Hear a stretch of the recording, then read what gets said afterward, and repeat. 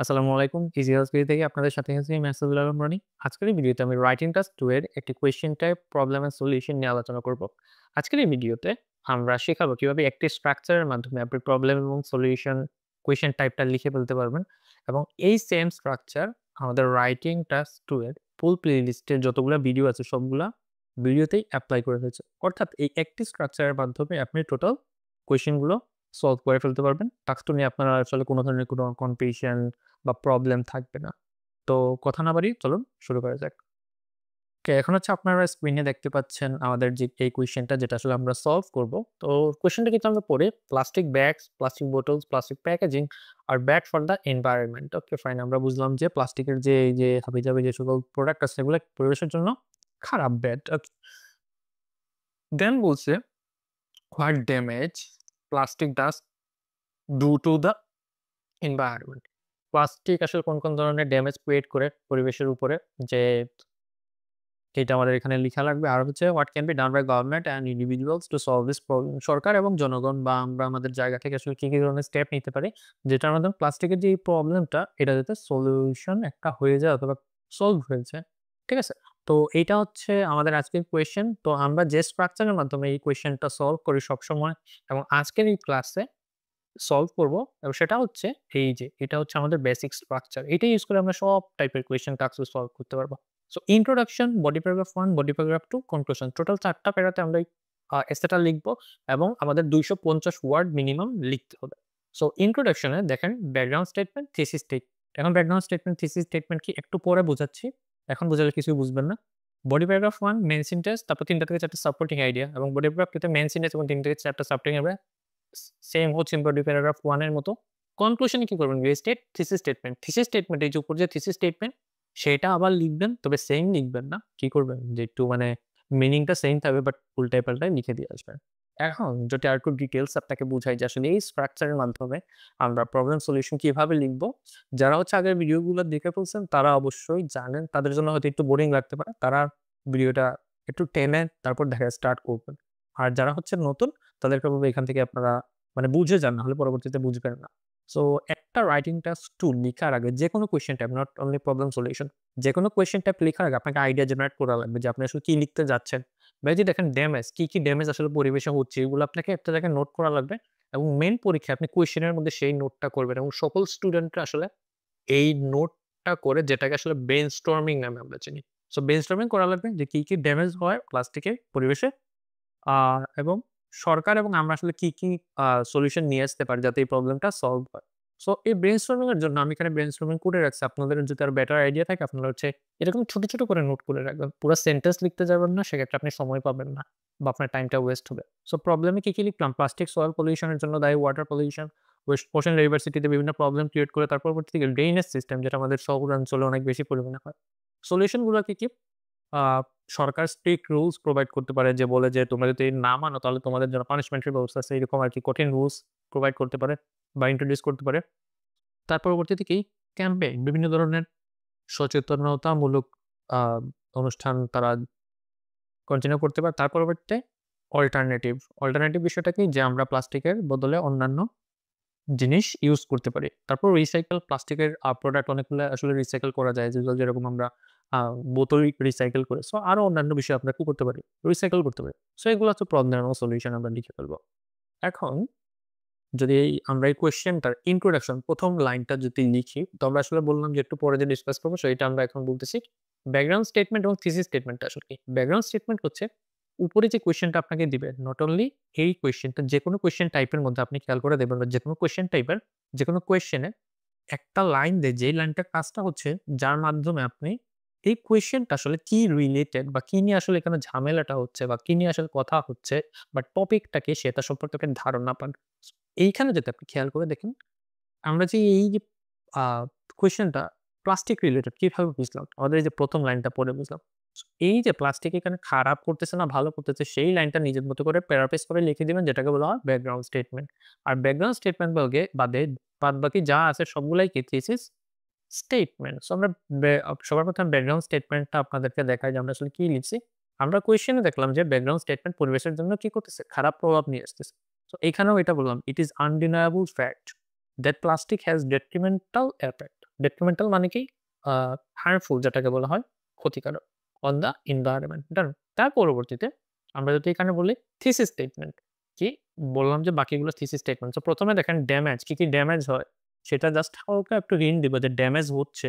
তারপর সলিউশন আছে, এটাও হালকা একটু হিন্ট দিয়ে দিব আমরা এইখানে। সো এখানে হচ্ছে লিখলাম আমরা ইট ইস রেসপন্সিবল ফর ভেরিয়াস ড্রব্যাকস। আমরা এখানে ১ম বললাম কি যে প্লাস্টিক বা ইট প্রোনাউন হিসেবে এখানে ইউজ করছি। তো প্লাস্টিকটা রেসপন্সিবল অনেকগুলা ড্রব্যাক বা প্রবলেমের জন্য।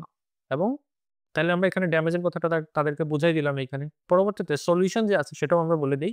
Which can be minimise. Minimise মানে কি? কমানো বা আগের তুলনায় একদম নাই করে ফেলা। নাই করে ফেলা না, একটু কমানো আরকি বোঝায়। তো বাই টেকিং এসেনশিয়াল স্টেপস, তো বিভিন্ন স্টেপ নেয়ার মাধ্যমে, পদক্ষেপ নেয়ার মাধ্যমে কি করা সম্ভব? কমানো সম্ভব। কে করবে এখন আ স্টেপটা বা কে নিবে? Both authorities and the people. সরকার নেবে এবং মানুষ যারা ধরেন আমরা আছি তা আমরা কি নিব? এই স্টেপটা নিব। তো আমরা এখানে ১ম ব্যাকগ্রাউন্ড স্টেটমেন্ট ইন্ট্রোডিউস করলাম, পরে হচ্ছে থিসিস স্টেটমেন্ট। ডান? এখন পরের নাম কি? অনেকেই বুঝে ফেলছেন যে বডি প্যারাগ্রাফ 1।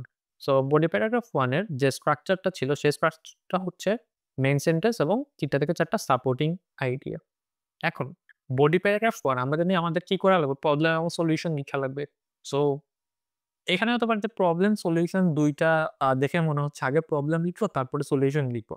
কিন্তু অনেক কোয়েশ্চেন টাইপ থাকে আসলে যেখানে প্রবলেম সরি নট প্রবলেম, যে বিভিন্ন ভিউজ এর কথা বলে যে কিছু মানুষ এইটা মনে করতেছে, কিছু মানুষ ওইটা মনে করতেছে। সো সেই সকল কোয়েশ্চেন এ আপনি যেকোনোটা কিন্তু আগে লিখতে পারেন। অর্থাৎ প্রবলেম আগে লিখবেন না, সলিউশন আগে লিখবেন না, এরকম কোনো ধরা বাঁধা নিয়ম নেই। কিন্তু একটা সৌন্দর্যের জন্য আমরা কিন্তু প্রবলেমটা সবসময় আগে লিখি।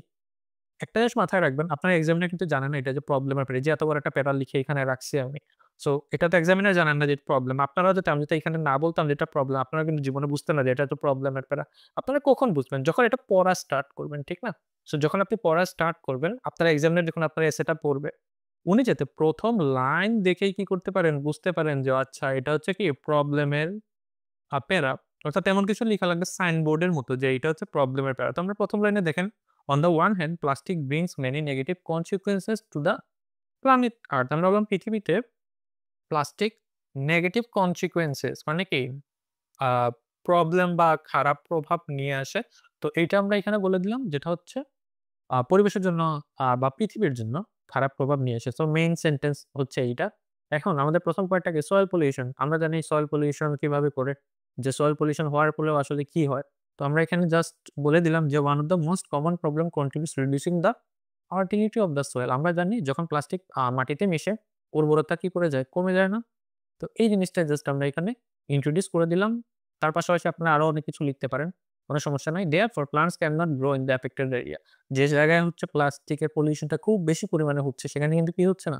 গাছপালা ওইভাবে জন্মাচ্ছে না। এরপরেরটা কি? Water pollution. এখন চিন্তা করুন তো ওয়াটার পলিউশন হলে কি হয়? আপনারা সবাই জানেন যে ওয়াটার পলিউশন যদি হয় সেক্ষেত্রে পানির নিচে যে জলজ প্রাণীগুলো আছে তারা কি করতে পারে? মারা যেতে পারে। সো আমরা এখানে লিখলাম another obvious reason is water pollution. When plastic reaches the upper layer of the water, মানে upper layer of the water কি ধরেন আপনার বাড়িতে একটা পুকুর আছে। এই পুকুরে যখন আপনি বোতল ফেলা স্টার্ট করবেন, পুকুরের কিছু বোতল হয়তো পারে নিচে যায়, বাকি বোতলগুলো কি উপরেই কিন্তু কি ভেসে থাকে। ঠিক না? সো এই ভেসে থাকার যে উপরের যে পানির যে উপরের স্তরটা সেটাকে আপার লেয়ার বলা হয়। এবং এইটা কি করতেছে? একটা ব্যারিয়ার ক্রিয়েট করতেছে। যার কারণে একদম সূর্যের আলো বা অক্সিজেন যেটা আসলে পানির নিচের বাস্তুতন্ত্রের জন্য দরকার সেটা কিন্তু ক্রিয়েট হচ্ছে না। সো আমরা বললাম it creates a barrier that prevents sunlight. সানলাইটটা কি করে? প্রিভেন্টস মানে হচ্ছে দূরে রাখা। সানলাইটটাকে দূরে রাখে এবং অক্সিজেন প্রো আ প্রোভাইড করতে দেয় না ঐরকমভাবে, যেটা আসলে একটা ব্যালেন্সড অ্যাকুয়াটিক লাইফ এর জন্য কি দরকার। এখন যদি এইরকম অবস্থার সৃষ্টি হচ্ছে যে অক্সিজেন যাচ্ছে না, সানলাইট ঢুকতেছে না বা সূর্যের আলো যাচ্ছে না, তখন it may occur as a reason of dying aquatic animal. জলজ প্রাণী যেগুলো আছে এগুলো কি বেঁচে থাকবে যদি আ অক্সিজেন না আসে, সূর্যের আলো না আসে? অবশ্যই বাঁচবে না। তো আমরা বললাম কি যে এটা একটা রিজন হতে পারে যে অ্যাকুয়াটিক অ্যানিমাল বা জলজ প্রাণী যেটা হতে পারে সাপ হতে পারে, ব্যাঙ হতে পারে, তার পরবর্তীতে মাছ হতে পারে, হোয়াটএভার। সো তারা কি করবে? মারা যাবে। এরপরেরটা কি? Ocean diversity. সো আমরা জানি যে ওশেন বা সাগরের যে জীব ব্যবস্থা আছে সেখানে কিন্তু কি নাই? মানে ওইভাবে প্লাস্টিক বেনিফিটেড করতে পারে না। তো আমরা বললাম moreover it does not contain any positive impact on ocean diversity. ডান। তার পরবর্তীতে কি আছে? Drainage system. আমরা এইটার সাথে সবাই কম বেশি আসলে জানি যে একটা শহরে ঢাকা, সিলেট, চিটাগাং যেখান থেকে আসলে আপনি ভিডিও দেখেন না কেন, আপনার শহরের কি অবস্থা কিন্তু আপনি জানেন যে ব্রেইনের সিস্টেমটা কিভাবে ক্ষতিগ্রস্ত হচ্ছে এটলিস্ট আমাদের দেশের প্রেক্ষাপটে। যার কারণে আ পানি আসলে যাচ্ছে না, জলাবদ্ধতা তৈরি হচ্ছে। সো আমরা লিখলাম lastly in urban areas plastic has greatly responsible for making the drainage system weaker. Okay. So এটা ড্রেনেজ সিস্টেম উইক করে ফেলতেছে এবং therefore cities may suffer from water logging. Water logging জিনিসটা কি? ওয়াটার লগিং হচ্ছে জলাবদ্ধতা।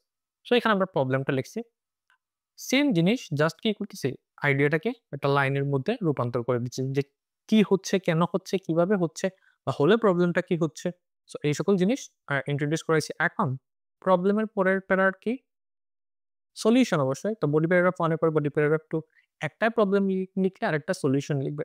অনেকের মাথায় চিন্তা থাকতে পারে যে প্রবলেম এবং সলিউশন এক প্যারায় লিখে ২ টা প্রবলেম ২ টা সলিউশন, পরের প্যারায় ২ টা প্রবলেম ২ টা সলিউশন। এইরকম করতে যাবেন। এরকম করলে আসলে প্রবলেম মানে ঝামেলাটা কি হবে? লেখার কোহেরেন্স এন্ড কোহেশন টা বা সিস্টেমেটিক্যালি যেভাবে লিখবেন সেটা আসলে মানে বজায় থাকে না। সো এটা একটু ইরিটেটিং হতে পারে আপনার এক্সামিনারের জন্য। সো ট্রাই করবেন প্রবলেম একটা প্যারায় লিখার জন্য, সলিউশন আরেকটা প্যারায় লেখার জন্য। ডান? দেন হচ্ছে আমরা প্রবলেমটা তো আর লিখে ফেলছি, সলিউশনটা দেখেন। বডি প্যারাগ্রাফ 2 তেও সেম জিনিস। মেইন সেন্টেন্স এবং ৩ টা থেকে ৪ টা সাপোর্টিং আইডিয়া। তো সলিউশন কি, কি? সরকার স্ট্রিক্ট রুলস, পানিশমেন্ট দিবে হ্যান-ত্যান। তারপরে ক্যাম্পেইন লঞ্চ করতে পারে। আমরা অল্টারনেটিভ ইউজ করতে পারি, রিসাইকেল আ করতে পারি। তো এই জিনিসগুলো আমরা ইন্ট্রোডিউস করব। সো মেইন সেন্টেন্স একটু আগে বুঝাইছিলাম। এটা যে সলিউশন এর প্যারা, আমি না বললে জানতেন না বা মানে জানার কথাও না। জানবেন তখন যখন পড়বেন। সো এক্সামিনার যখন পড়বে তখন বুঝতে পারবে যে আপনার এটা সলিউশন। কিন্তু আপনি যদি এই মেইন সেন্টেন্সটা ১ম এ না লিখেন, লিখতে, লিখতে একদম লাস্ট পর্যন্ত চলে আসলেন। কিন্তু আপনি এটা লিখলেন না। তখন কি হবে? এক্সামিনারের বুঝতে খুব কষ্ট হবে যে আরে ও তো সলিউশন লিখছে ঠিক আছে। কিন্তু আমার কষ্ট করে একদম নিচ পর্যন্ত আনলো। ঠিক আছে? সো যত তাড়াতাড়ি, যত সহজে উনাকে বুঝাতে পারবেন ততই ভালো। তো আমরা এখানে লিখলাম on the other hand drawbacks বা প্রবলেম যেটাকে বলা হয়, প্রবলেমগুলা ক্যান বি রিডিউস, এগুলা কি করা যাবে? কমানো যাবে। By taking some necessary steps. Okay, কিছু স্টেপ নেওয়ার মাধ্যমে আপনি কি করতে পারবেন? এগুলা কমাতে পারবেন। পাশাপাশি collaboration between people and government, সরকারের সাথে মানুষের কি কোলাবোরেশন করা লাগবে বা একসাথে কাজ করা লাগবে ইজ দ্য মোস্ট ইম্পোর্টেন্ট। এটাও কি ইম্পোর্টেন্ট কিসের জন্য? মিটিগেট। মিটিগেট মানে কি? মিটিগেট মানে হচ্ছে কমানো বা রিডিউস বলা যায়। এখন আমাদের ১ম পয়েন্টটাকে সরকার কি করবে? একদম স্ট্রিক্ট রুলস যে আপনারা কোনোভাবে প্লাস্টিক ইউজ করতে পারবেন না। ওকে। তো আমরা এখানে লিখলাম first and foremost authorities must introduce stringent rules. আমরা স্ট্রিনজেন্ট মানেটা কি? অনেকের তো মাথার উপর দিয়ে যেতে পারে।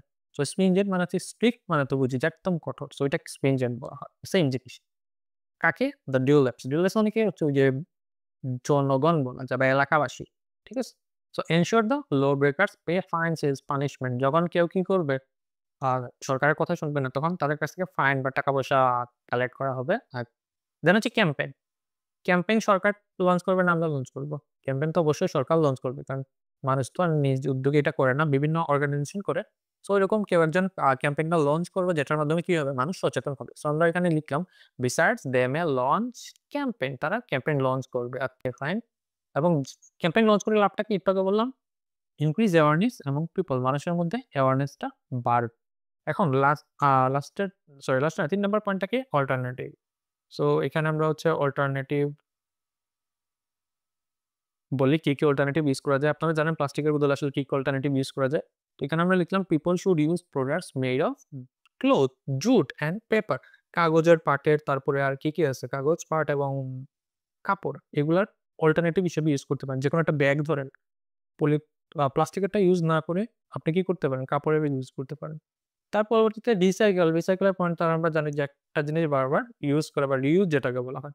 সো এই জিনিসটা আমরা এখানে লিখে দিলাম moreover they must reuse plastic waste and materials as well. আশা করি এখানে কোনো ধরনের কনফিউশন বা কোনো লাইন আপনারা বুঝেন নাই। আশা করি বুঝতে পারছেন। তার পরবর্তীতে কি কনক্লুশন। কনক্লুশনে কি রিলেটেড থিসিস স্টেটমেন্ট। তো থিসিস স্টেটমেন্ট কই লিখছিলাম ১ম এ? ইন্ট্রোডাকশন এ লিখছিলাম। মনে আছে আশা করি। সো ওই থিসিস স্টেটমেন্টে কি, কি ছিল? প্রবলেম এবং সলিউশন। এইখানেও হচ্ছে সেইম জিনিস লিখে দিবেন যে প্রবলেম আছে বা এই জিনিসটা প্রবলেম ক্রিয়েট করে আর সলিউশন হচ্ছে এটা হতে পারে সলিউশন বা এটা সলিউশন আনা সম্ভব। তো এখানে আমরা লিখলাম টু রিক্যাপিচুলেট। এটা অনেকের কাছে নতুন লাগতে পারে যে টু রিক্যাপিচুলেট আবার কি? ইন কনক্লুশন আমরা যেটা লিখি তার পরবর্তীতে এটা সিনোনিম হিসেবে টু কনক্লুড ইউজ করতে পারি। টু রিক্যাপিচুলেট সেম জিনিস। যেকোনো একটা আপনি ইউজ করবেন। দো দ্য কনস মানে কি প্রবলেম। প্লাস্টিক ম্যাটেরিয়ালস আর হার্মফুল। যদিও প্লাস্টিকের যে প্রভাবটা আছে সেটা কি হার্মফুল টু দ্য কোন জায়গায়? ওয়ার্ল্ড। ওকে, ওয়ার্ল্ড বা এনভায়রনমেন্ট যাই দেন। The only solution cooperative approach by both people and government. Cooperative মানে কি? কোঅপারেটিভ মানে হচ্ছে একসাথে কাজ করা। সো কি ইম্পোর্টেন্ট? মানুষ এবং গভর্নমেন্টের একসাথে কাজ করাটা ইম্পোর্টেন্ট। সো আশা করি আমাদের কনক্লুশন, প্রবলেম, রিজন যেগুলো আছে প্রবলেম ও সলিউশন যেগুলো আছে এগুলো আমরা খুব ভালোভাবে বুঝতে পারছি। এর পরবর্তীতেও যদি কোনো ধরনের কোনো কনফিউশন হয়, কোনো ধরনের কোনো বিষয় না বুঝেছি এবং এই কোয়েশ্চেন সম্পর্কে কোনো সাজেশন, কোনো কিছু জানার যদি থাকে, অবশ্যই এখানে কমেন্ট বক্স ওপেন থাকবে, জানাবেন। আর তার পরবর্তীতে এর বাইরে যদি আপনারা আমাদের সাথে WhatsApp এ জয়েন করতে চান, তো আমাদের সাথে নক করতে পারেন। আমাদের WhatsApp নাম্বার এখানে প্রোভাইড করা থাকবে। তো আজকের ক্লাসটা হচ্ছে এতটুকুই। আশা করি আজকের ক্লাসটা বুঝতে পারছেন এবং ভালো থাকবেন। নেক্সট কোনো ক্লাসে অবশ্যই দেখা হবে এবং অবশ্যই কমেন্ট করবেন যে নেক্সট কোন ক্লাসের ভিডিও আপনারা চান। তো আজকে এতটুকুই। ভালো থাকবেন। ধন্যবাদ।